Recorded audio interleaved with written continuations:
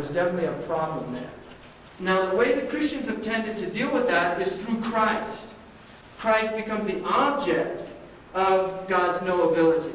That God becomes man so that man can understand God. Right? I mean, this is an element within Christian theology.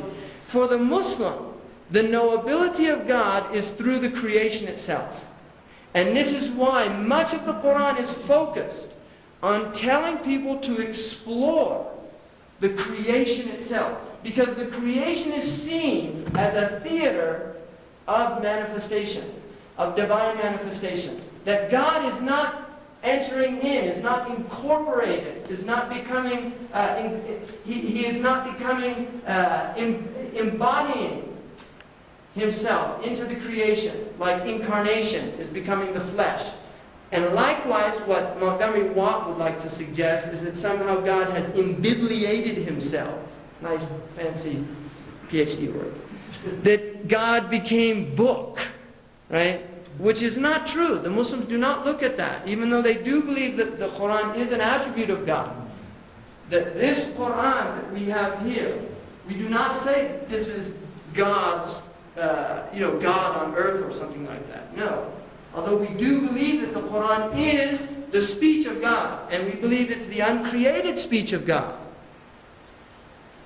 In the eternal meanings that move into the vehicle of language, the intentions of God. That is the speech of God. So Tawheed is a very important theme. The next idea is the idea of Akhirah. And Akhirah means what comes after, it means the end. The hereafter.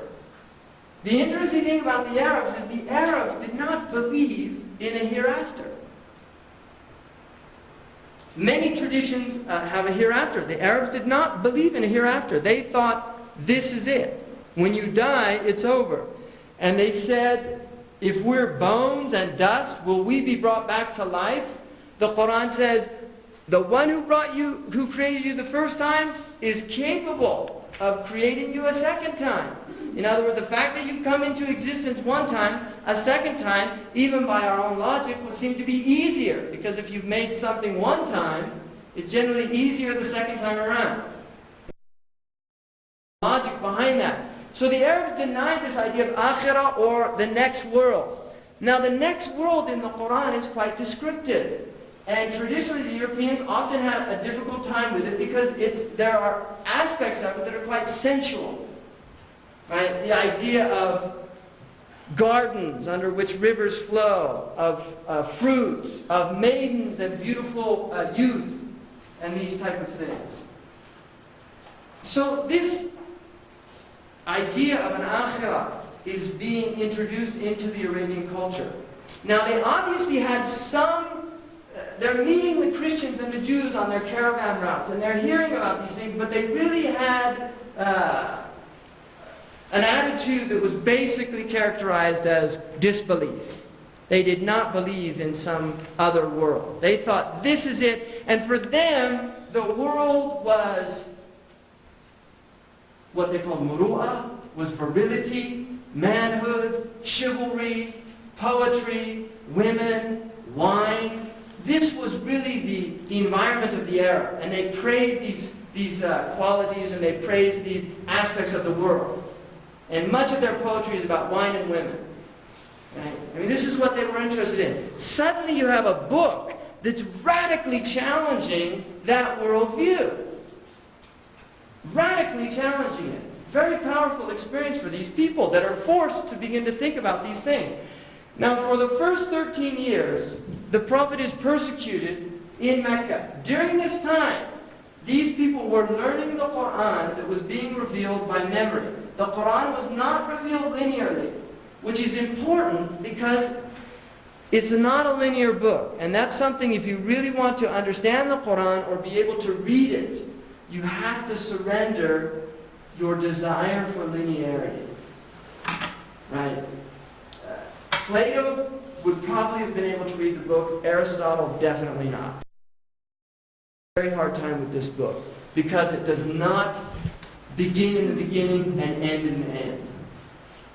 It just doesn't work like that. So in a sense, what the Qur'an really is demanding from people is that they submit to the book itself. And I think it's very fascinating that the first verse of Qur'an after the opening chapter is Alif Lam Mim. 3 letters, nobody knows what they mean. Every commentator on the Qur'an will ultimately say about these 3 letters, God knows what they mean. Now, it's a very interesting phenomenon to open up a book and the first 3 letters that you read, nobody knows what they mean. And I think part of the message there is to let us know that there's a lot of things that we don't know. And if we're not going to admit that as a starting point, we're not going to benefit from this book. If we're going to go to the book filled with ourselves, and we're going to superimpose upon the book our own ideas, then we're not going to get anything out of the book.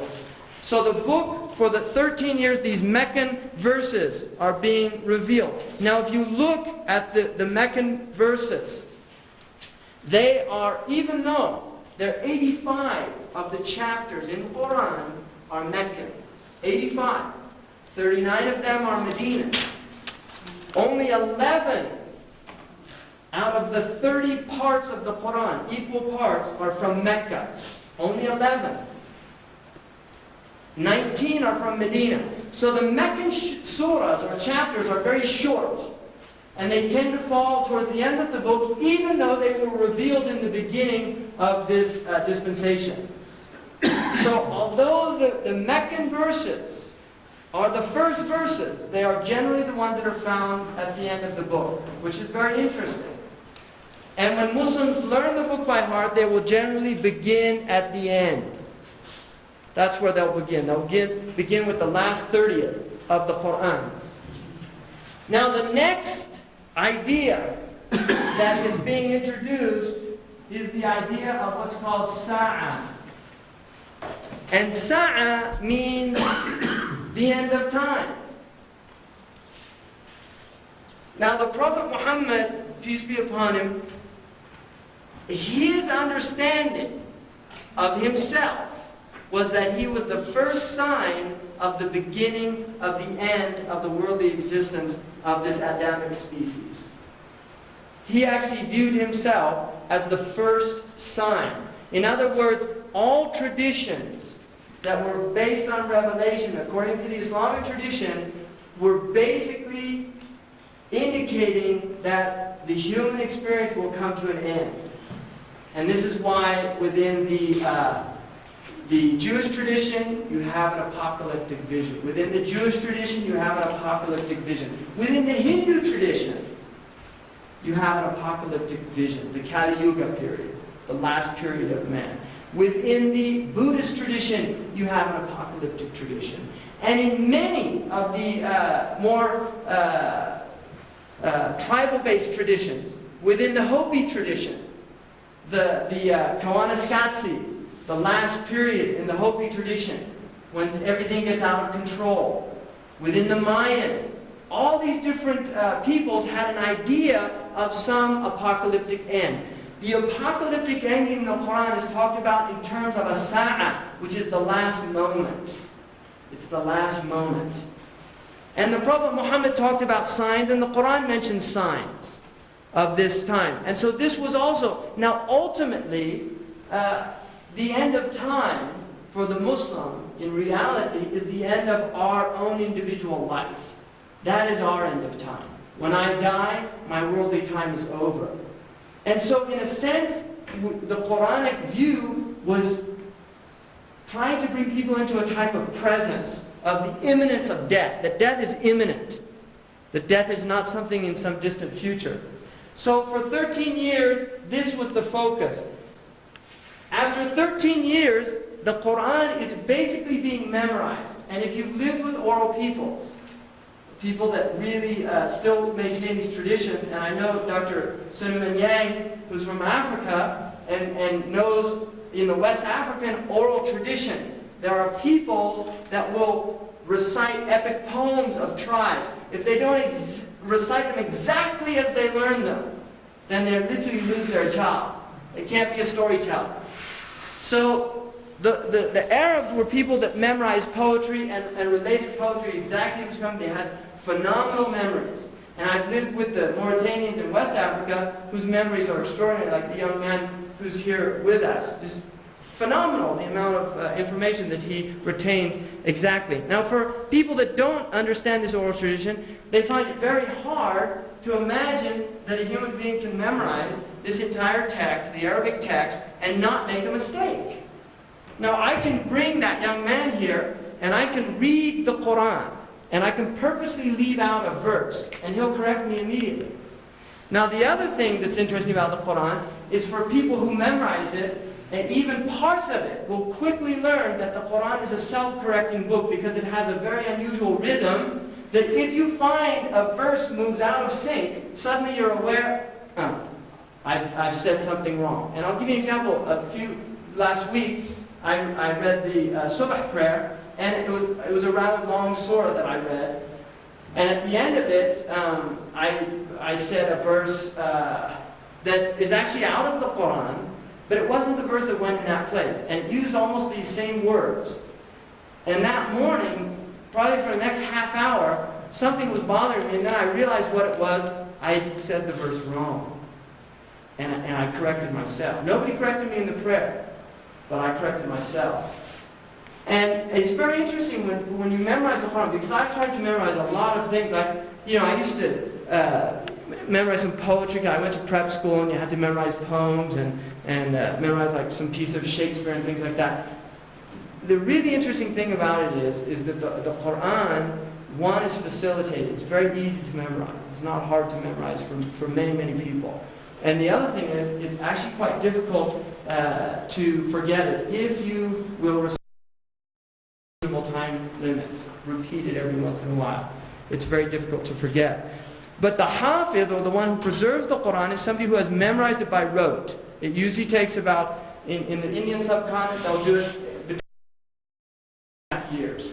In Mauritania, they have more rigorous standards because they have other things to learn than just rote memorization. They usually take about 4 years doing it. And they do it when they're children. The Arab, they say, memorization in youth is like carving in stone. And memorization in old age is like painting on water. And one of the scholars, they said it's not that the memory is gone, it's that we've got too many worries when we get older. Children, they don't have to worry, so it all just sticks there. Whereas you get older, you're thinking about a lot of other things. But it's still phenomenal what we memorize. So during these 13 years, the Qur'an is being memorized this way. It's also being written by the few people who know how to write it. Because most of the Arabs were illiterate. And the Prophet Muhammad said in a sound transmission, he said, we are an illiterate people. We don't read and we don't calculate. So he was admitting that about his people. The Qur'an itself says, هُوَ الَّذِي بَعَثَ بِالْأُمِّيِّينَ رَسُولًا. He's the one who sent amongst the illiterates a messenger. يَتْلُو عَلَيْهِ آيَاتِهِ, that he recites to them his signs. وَيُزَكِّيهِمْ, and he purifies them. وَيُعَلِّمُهُمُ الْكِتَابَ وَالْحِكْمَةِ, and he teaches them the book and wisdom. إِنْ كَانُوا مِنْ قَبْلُ لَفِي ضَلَالٍ مُبِينٍ, even if they were in clear error before that. So the Prophet is seen as a messenger first and foremost to the Arabs, who are an illiterate people. Now, after 13 years of oppression, he makes a migration to Medina. Right? It's actually a flight. It's called the Hijrah. He flees there because they actually tried to kill him at that point. And he goes there, and many people begin to become Muslim. Now the Quranic discourse radically changes from the Meccan period to the Medinan period. You will see a change between these two. The focus of the verses moves away from these topics to the social environment. How to implement. Once these have been internalized, interiorized, how are they implemented in social behavior? If you believe in God, what is that going to do to alter your character, to alter your behavior? How will that change you as an individual, as a person? So the focus becomes on character, on building a community, on building a society. So you will see many of the verses revealed in Mecca begin, O humanity, O humankind, But in Medina, they begin, "Oh, you who have accepted." In other words, the call in Mecca was to people. From amongst those people, there were those who responded, and now the revelation is going to focus on creating an environment in which this teaching will manifest at the societal level, not simply at the individual level. And so, the next 10 years are Medinan period. For 10 years, you call it the Medinan period. Now, the interesting thing about the Qur'an is within Meccan verses are Medinan verses. And within Medinan verses are Meccan ayahs. In other words, there are sections, because over the 23-year period, according to the tradition of the Sunni Muslims, during this period, it's our belief that Jibreel, or Gabriel, was coming to the Prophet and telling him the order that the Qur'an should be in.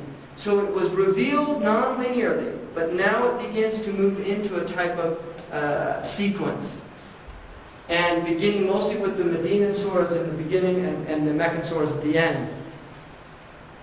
After 10 years, during that time, the entire Qur'an is written during the lifetime of the Prophet, but it is not collected together. There is no collection.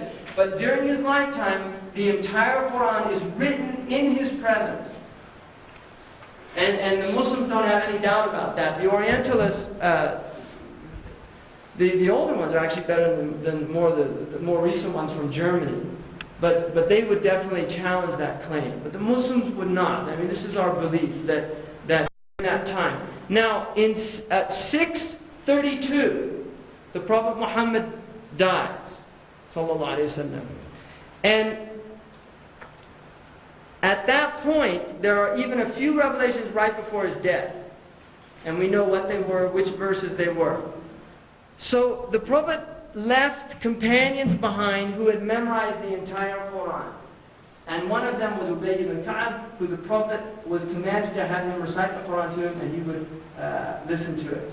Many of the companions had memorized the Quran during this time, completely. They're teaching the people, Islam is beginning to spread. Now, in 633, there was a battle called the Battle of Yamama. And it was actually fighting people in the Najd area who had, there was a man there who had claimed that he was a prophet, and Abu Bakr sent an army to these people, and there was a battle that ensued, and many of the Quran reciters were killed. People that knew the Quran by heart were killed in that battle. So at that point, Omar wants the entire book to be collected. And he goes to Abu Bakr and he says, collect this Quran. And Abu Bakr said, I'm not going to do something that the Prophet didn't do himself. In other words, the Prophet didn't put it in a book, collect it together, and I don't want to do that. And Omar kept telling me, you must do this. What if people die? The Quran will get lost. And he said, finally, convinced of that which Omar was convinced of, he decides to collect the entire Quran. He gets one of the most learned people of the Quran, Zayd ibn Thabit, and he tells him, you need to gather the Quran. I want you to gather the Quran. Zayd says, how can you do something that the Prophet didn't do? They were very worried about introducing, because much of the Quran is talking about how previous revelations were changed, that the people came after, they changed the teaching of the Prophet. So there was a real fear within the first community of doing anything that their Prophet hadn't done. He continues to tell Zayd until Zayd finally says, I realized that what Abu Bakr and Omar were saying was true. So they begin to collect it, and they have a criterion. And the criterion is that each piece of the Quran must be brought and had been written in the presence of the Prophet with 2 witnesses. This is the criterion. And this takes place during that period. It took them a while to do this, and they did this, and there's only one verse. Verses at the end of Surah At-Tawbah, which is the chapter of repentance, that they could not find 2 witnesses. They only had one, Khuzaymah. Now, Khuzaymah who was an Ansari from the people of Medina, there is a tradition that says that a man from the people of the book came to the Prophet, and he disagreed with the Prophet about something, and there were no witnesses. And Khuzaymah said, "I'll bear witness for you, O Messenger of God." And the Prophet looked at him and he said, were you there that you should believe me? And he said, "We believe a revelation comes to you from God. So we won't believe you about a business transaction."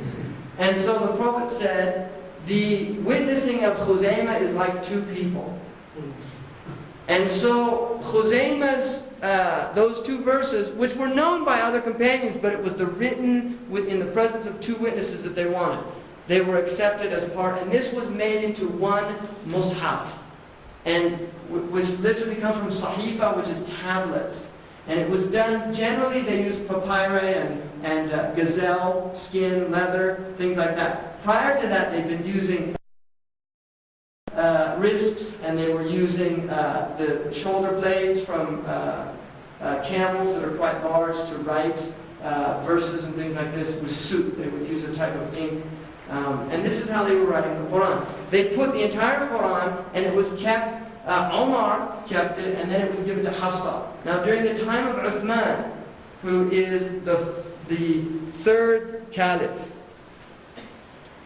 there is a campaign in Azerbaijan. And during this time, there began to be some differences amongst the Muslims about the recitation of the Qur'an. Because one of the things about the Qur'an is that it was being written, there was no standardized writing. So the Qur'an was literally being written, for instance, like this. There were no dots. Well, these are called diacritical marks. There were no diacritical marks. There were no vowings. And so the book is like this. So you don't know if this is kataba or if it's kitabun. Now because of this reason, there were many people who memorized it and knew what it was, but there were other people that were beginning to learn it with the sheets and beginning to differ. So Uthman wanted to standardize the writing of the Qur'an. And this is done 658. The Prophet ﷺ dies in 632. So Uthman begins to set out and standardize the Qur'an. And again, Zayd and three companions prepare, they go back to this mushaf of Hafsa, and they prepare the Qur'an according to Uthman's recommendations. And one of them was, if you differ about anything, then take the language of the Quraysh. Because there were different ways of pronouncing words. For instance, the Quraysh say mu'min, and the Bani Tamim said mu'min, like that. It's a difference. So there are different ways. The Quraysh said waduha, walayli idha sajad, and other walayli idha sajad. So you got differences of pronunciation. So Uthman has this project carried through and then sends copies, identical copies, to the various centers of the Muslims and the governors, and demands, as the head of the Muslim government, that all of the Qur'ans be burnt, except these that were based on this writing. Now this is very early, because, I mean, if you look within the Jewish tradition, the Bible, the Old Testament is really, it's gathered over about 900 years, basically, I mean, according to modern scholarship. And there's four dominant versions, like the Yahweh's, the Elohim, the Sacerdal, and you'll get some big differences. Within the Christian tradition also, the final codification is already 325 when there's an agreement on the four Gospels at the Council of Nicaea. The companions of the Prophet himself were the ones that gathered and did this, and they were people who memorized the entire Qur'an from the Prophet based on this oral tradition. So the Qur'an itself, and this is really important to understand, the written Qur'an is not the primary source in which the Qur'an is protected. It is protected through oral transmission. This is used, one, for people who don't memorize the Qur'an, and two, as a crutch for people who memorize it to go back and be reminded if their teacher isn't there. But I guarantee you, when they finish a printing of Qur'an, they send it to people who memorize the Qur'an orally to check it. They don't check it against other Qur'ans. They send it to several huffaz, or the people who memorize the Qur'an, and they will look at it. Imam al-Qurtubi tells a very interesting story in his tafsir, in his commentary on the Qur'an, under the words when the Qur'an says, "Inna nahnu nazzalna dhikra wa inna lahu lahafidhun." We have revealed this reminder, and we have taken it upon ourselves, meaning God. It's like a royal we in Arabic. And we have taken it upon ourselves to protect it. Imam al-Qurtubi says that there was a Jewish man who wanted to find out from the three traditions about their books. And so he took a Torah and he copied the entire Torah in Hebrew. And he put mistakes in it specifically. He went to a rabbi and he gave him the Torah and he asked him to read the entire Torah and tell him if it was a good addition. When he came back, the man said it was an excellent addition, even though he knew there were mistakes in it. When he went to the Christian, he did the same thing with the Gospels. And the Christian also said that it was an excellent edition of the Gospels. He did the same thing for the Qur'an, and he went to a Muslim scholar and asked him to read it, and he had his mistakes in there, and the Muslim scholar told him when he came back, "You have to burn this because there's mistakes in it." Now, if this is like an apocryphal story or a hagiographical, I don't know, it's historical validity, but I think the point is very well made, that the Muslims really do view, and rightly and justifiably so, as a book that is preserved since this early time. Now, in terms of what exists today, the Qur'an, without any doubt, by even the consensus of Orientalists, have several parts of the Qur'an from early 1st century Islam. There would be some debate amongst Orientalists whether there is actually an edition of the Qur'an that goes back to this original Uthmani edition. The Muslims would say that there are two, possibly four. There is a copy now which is called the Samarkand copy, or Samarkand, which used to be southern Russia, which is now in Tashkent. And it is definitely a 1st century, but is it one of the original Uthmani? The Muslims believe it is. And there's also one in Egypt that definitely goes back to the year 68 after Hijrah. Without a doubt, it's on gazelle leather, which lasts an incredibly long time.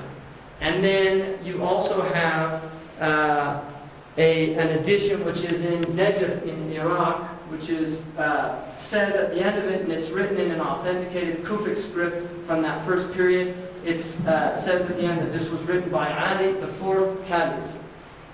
So I believe that we do have original text from this first period. But even if we didn't, there's no doubt in a Muslim scholar's mind, and the vast majority of Orientalists that have really examined this situation, like R.A. Nicholson in his book called The Literary History of the Arabs.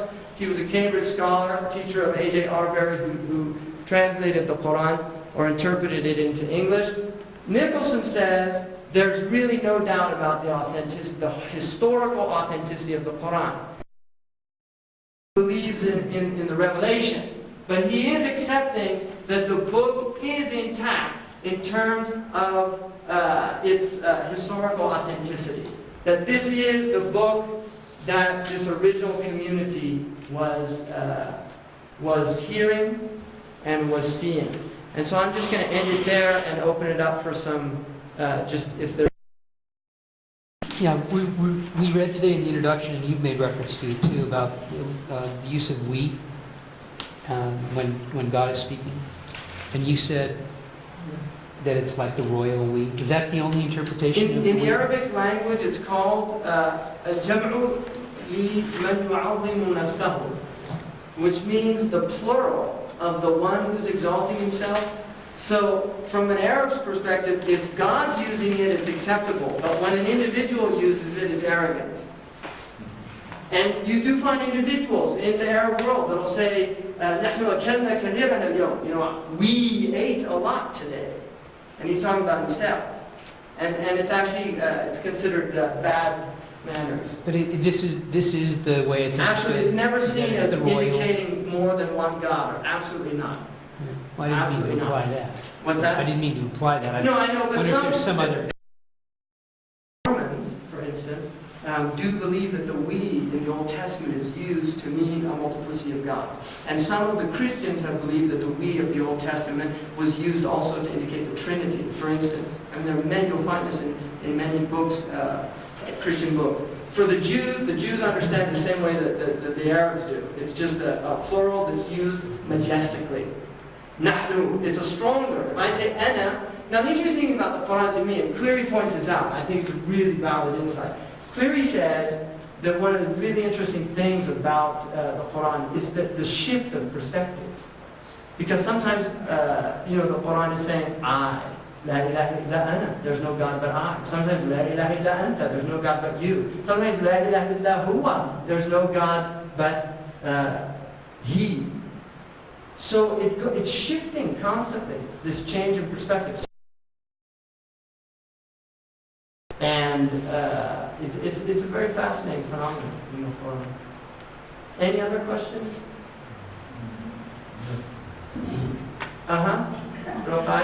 Because we have this business in England about polypec and Azal and Madeira.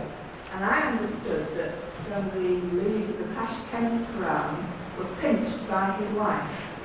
Well, they ended up in their possession. Do you know anything about that? Yeah, no, they say that a few of the leaves were stolen. And they also say, interestingly enough, in the Treaty of Versailles, in the 246, the Article 246, one of the conditions of surrender to the Germans was that they would return the Uthmani copy of the Quran that was in their trust from the Ottomans. And that's a text that apparently just disappeared. One of them was destroyed in a fire in Syria, I think in 1898. So, but I have heard that. And some of them showed up in Sotheby's. Yes, it's the same. Right. Some of them showed up for sale at Sotheby's, caused quite a scandal. When heaven is described as there being maidens and beautiful attendant youths, is this to be taken? Yes and no. Well, if it's Now, don't no, you teach philosophy? Pardon? Are you a teacher of philosophy? Yeah. It's, Okay. So, because philosophers no answer. There's a type of paradox here. On the one hand, we don't say that it doesn't not mean that. On the other hand, we certainly don't say that it means like we understand here. Right? The paradise, according to the Muslim, it says the best description of it, according to the Revelation, is "Ma la ayn ra'at," what no eye has seen and no ear has heard and has never occurred to the human mind. So there's an idea that we really can't understand what it is, but we know that it is going to be the greatest experience of felicitousness. It's called Sa'ada.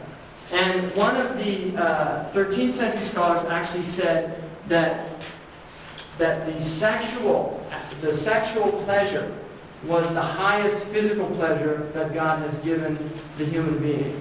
Not the highest mental, because they believe there was higher. But it was the highest. And he actually said that this was to give the human being a taste, just for a moment, of a glimpse of the approximation of the delights of paradise. So the Muslims, I don't think, have ever been like prudish about those types of things. I mean, the Prophet was not a sensualist by any means, and people that say that are because he was not. And he could certainly have been. And I don't think even had he been, he would not have been faulted by his people. But he was not. His wives were elderly women. They were widows and orphans, with the exception of one. I have a statement, it's not really a question, but you talked about the Torah and the Gospels being written and they're putting these mistakes in there on purpose. There's a tradition among scribes of the Torah, which are always handwritten,